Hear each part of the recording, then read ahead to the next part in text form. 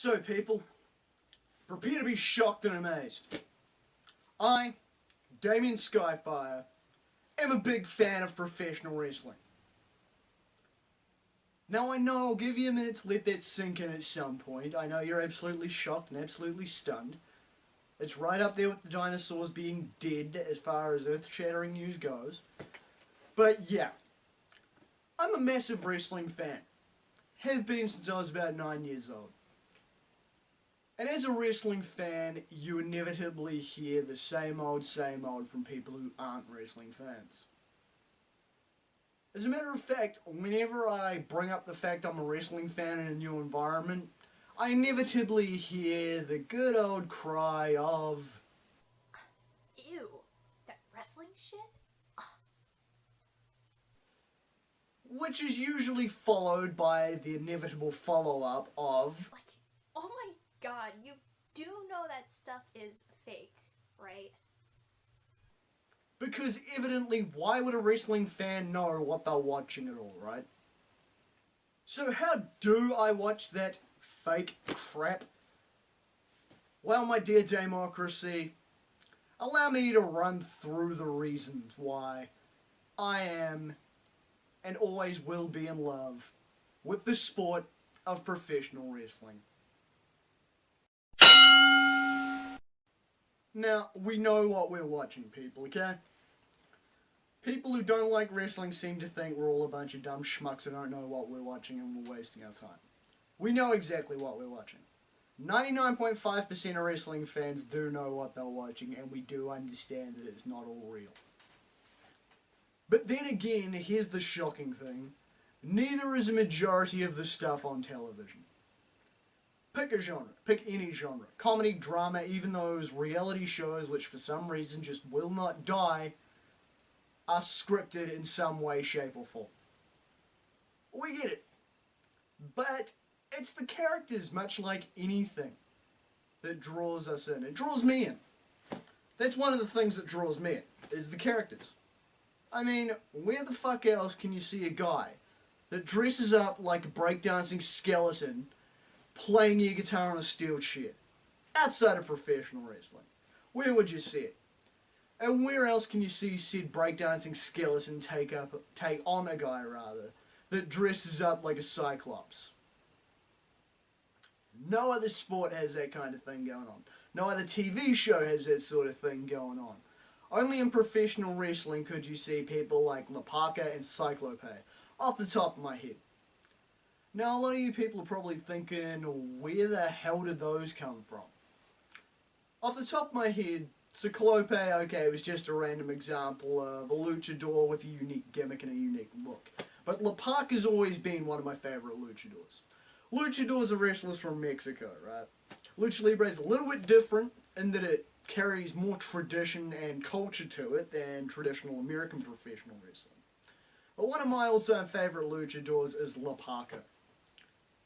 Lapaka's been played by two different dudes, and the gimmick's been the same as played by both dudes.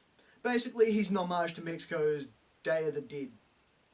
He is a breakdancing skeleton who comes out and uses a steel chair as a weapon, but not before playing his steel chair like an air guitar. And wrestling's full of colourful characters. Just look at guys throughout the years. Randy Savage was a colourful dude. You got The Undertaker, who's a wrestling zombie. You've got his brother Kane, who's a wrestling pyromaniac. You get guys like Stone Cold Steve Austin, who in his prime was just Mr. Working Day guy, in a feud with his boss, Vince McMahon, who was an evil corporate tyrant trying his best to ruin Stone Cold's life. Then you look at some of the guys you've got today. You've got Fandango and Tyler Breeze, who are a tag team consisting of a male model and a ballroom dancer. You've got the Golden Truth, who are a tag team consisting of R-Truth, a rapper, and Goldust, who is a cinephile, at least his original character was, a cinephile in golden paint. The two teams have been feuding. And among those, you've got other characters. You have Nia Jax, who is a big, badass female smashing machine. You've got Bailey, a lovable female wrestling fan turned wrestler. You've got Sasha Banks, who's Snoop Dogg's legitimate cousin, whose gimmick is the boss. She's a rich bitch and she don't take no shit from no one. You know, you've got Paige, who's a goth. You've got Alberto Del Rio, the Latino aristocrat. You've got Sheamus, the Celtic warrior. You've got the Wyatt family, who are an evil backwoods cult. You've got the New Day, who are a bunch of crazy black preachers.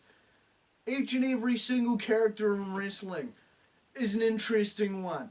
Well, maybe not in some cases. The Great Khali sure as hell wasn't. But there are colourful characters in wrestling. Like in every TV show, you've got to have them, and that's what draws your attention. So your characters are definitely a vital part of wrestling, because without them, you would have no show. Storylines are another big part of professional wrestling. They're a big part of any TV show.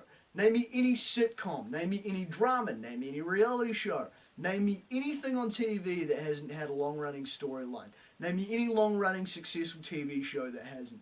Gunsmoke had them for the Western genre. My Name is Earl had a long overarching plot with Earl trying to complete his list of people that he screwed over in his life that he wanted to make things right with.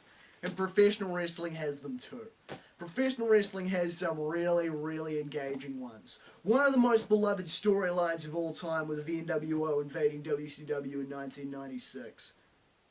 Sure, eventually they went to the well one time too many with the NWO, didn't end it soon enough, and kept trying to rehash the NWO to the point the crowd got sick of them. But originally, the NWO was a great fucking storyline. You had a bunch of guys that were meant to be invaders from another company overtaking WCW. They were running roughshod. Even the man behind WCW, Eric Bischoff, was revealed to be in on the NWO. It was an uphill battle from WCW to stop themselves from getting the shit kicked out of them by these invading wrestlers that were trying to take over their company and destroy everything they held dear. Vince McMahon vs. Stone Cold was another big wrestling storyline. It's the age-old tale of a badass working employee that wouldn't take shit from his boss, and a tyrannical boss that wouldn't take shit from his employee and would stop at nothing to see this employee get his just desserts, to have the belt taken off him, to fire him from his company, to finally be rid of the thorn in his side that was Stone Cold Steve Austin. Storylines are another very vital part of professional wrestling, and if you've watched wrestling for any amount of time, a compelling storyline is exactly what you are watching for. The presentation is a massive part of professional wrestling. And again, I liken it to other TV shows. You wouldn't watch a TV show these days that comes out with shitty, cheaply made sets, would you? So most people wouldn't watch a wrestling show that has shitty, unprofessional looking setups. Part of the WWE's majesty is in the way it's presented. You've got your entrance music, you've got your entrance videos, you've got your lights, you've got your sounds, you've got the way the entrances are done. Do you think Finn Balor would be anywhere near as beloved if he was just a bland guy that just walked down to the ring, no music, no video, no lights, no nothing? No, he wouldn't. Finn Balor's demon character is a vital part of the presentation. When you're watching NXT, Finn Balor is someone that makes you take notice. His entrance is one of the coolest things in wrestling. For the big shows, what Finn Balor does is he paints himself all up in this demonic body paint. His music, his entrance video, even the lighting tells the entire story through his entrance. The lights go dark. He comes out to his entrance music. He moves to his entrance music. The music flourishes. He flourishes. The lights go on and flash. They flash off. He flourishes again. Same thing. He gets to the ring. Boom, lights go back. Ready for his opponent to come out or ready for the match to start. The Brood, as a classic tag team, used to have this really cool gothic gimmick. They would come through an elevator, through a ring of fire, and their leader Gangrel would take a swig out of his chalice of blood. Blood through the air. It was a cool sight to behold, man. Hell, entrance music is a lucrative moneymaker for wrestling companies because people will buy these songs off iTunes. There's nothing quite like doing a workout getting pumped up to your favorite wrestler's entrance music. It's another one of those things that, while not unique to wrestling, is a pretty cool part of wrestling that's just gotten better over time. Now, the meat and bones of professional wrestling is in the actual wrestling itself. And this is the thing that wrestling haters will not stop criticizing. They say it's fake, they say it's bullshit, they dismiss any legitimate injuries the wrestlers get as them knowing how to fall. But it's not quite that easy. The things these dudes do takes a lot of training. I've been in the ring myself. I wasn't very good, but I've been in the ring myself. And it takes a lot of training.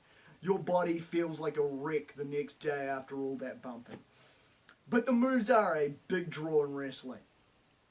You have different guys with different styles. You'll have, say, Cesaro with his European style, which consists of a lot of technical wrestling, uppercuts, and old school wrestling moves. You'll have a guy like Neville, whose style is that of a high flyer, and things he does are incredible. He's known as the Man Gravity Forgot, and that's not just a cheap nickname because he needed another nickname. He's called the Man that Gravity Forgot because it's true. He does so many incredible high-flying maneuvers. If you actually sat down and watched this stuff, you would be blown away, man. Because these guys don't have, stunt doubles like actors do in movies. These guys are doing these moves themselves, man. There are no wires, no special effects, no camera trickery. If you see a dude doing a 450 splash or a frog splash or any of these impressive high-flying moves a lot of these high flyers, Lucha Libre style wrestlers do, that's them doing that move, man. You cannot fake gravity. And pick a move. Pick any move. Pick, say, Kevin Nash's powerbomb. That shit takes some know how to do correctly, man. But it's cool, because you will get shit like Brock Lesnar picking up the Big Show and delivering an F5 to him. And it's impressive, because that is legitimately Brock Lesnar lifting up a 500-pound man and throwing him like a sack of potatoes. That's not camera effects, that's not trickery, that is legitimately Brock Lesnar's monstrous beast-like fucking strength. It's a sight to behold. While it might not be as flashy as, say, your Rey Mysterio doing a 619 or a Neville doing a corkscrew shooting star press, it's damn impressive just to see the pure power it takes. The moves themselves are a vital cog in the machine of a wrestling match. They are the most vital part in the cog of a wrestling match. And when I know how hard it is to do some of this stuff, I am impressed, man. It takes a lot of work to put together a really good wrestling match. People say, oh, it's choreographed, but it's a bit more than that, because it can be so difficult to put together a wrestling match. So when someone puts together a really fascinating wrestling match, it's beautiful, man. It's wrestling as an art form. Which then brings me to my next point. As I say, we know what wrestling is. We know it's a work. But wrestling as an art form is what we appreciate. We don't appreciate it because we are some dumb mark that thinks it's real. We appreciate it because we understand everything that goes into it. From the characters, to the moves, to the presentation, to the whatever else that goes into wrestling. We appreciate professional wrestling as an art form. I personally myself appreciate it for wrestling as an art form. When you hear about people talking about how good someone is, they're generally not talking about they're good as in they think someone's legitimately winning matches. They're saying they're good because they know their craft and they're good at their craft. Let's put it this way. You don't watch a movie to see crappy special effects and shitty acting, do you? You tune into a movie to see cool special effects and great acting. Much in the same way, I don't tune into wrestling to see crappy wrestling and blown spots and matches that look terrible. Which is why I can appreciate when two dudes put together a masterpiece in the ring. Because that's wrestling as an art form. It's how well two guys gel in the ring. When we talk about how much we enjoyed a match, we're not talking about, oh, I thought that shit was real, rah, rah, rah, rah, rah. We're talking about it in the sense of, we appreciate it for how it was put together, for how well the moves came off, for how well the story was told in the ring, how good the ring psychology was. It's wrestling as an art form, as I say. You get people that have favourite actors because of the way they act. You have people who love Christopher Walken or Alan Rickman or whoever else because of how good they are as actors. I like wrestlers for how well they perform their craft. I prefer my wrestlers from a technical point of view, so to speak. If that makes sense to you. It makes sense to me. You know how it is. You know how I don't really articulate myself well. So there you go. I like wrestling as an art form. I guess that's the best way I can explain it. So there it is. That might not have been as in-depth as I wanted to go, but I'm going off the top of my head. I love professional wrestling for the sake of professional wrestling. As I keep saying, I love professional wrestling as an art form. There are parts of me that goes back and regresses to being a child. You know, when I see something I enjoy. Like seeing Stone Cold Steve Austin, Shawn Michaels, and Mick Foley come out to kick the shit out of the League of Nations at WrestleMania. That brought out the little kid in me. But adult me loves professional wrestling as far as an art form goes. So yeah, wrestling does have criticism, and some people do have legitimate criticisms towards professional wrestling. But I've never really seen the validity of the argument of it's all fake. Because there are a lot of other things that are fake too that a lot of people enjoy. And I think wrestling has a lot to enjoy about it, regardless of whether it's fake, whether it's real, whether it's something in between, whether it's not. Those are my explanations as to why I love wrestling the best I can. It might be different for you if you're a wrestling fan, but that's just how it is for me. So I hope this video has given you some enlightenment as to why I love professional wrestling. I'm Damian Skyfire. Till next time.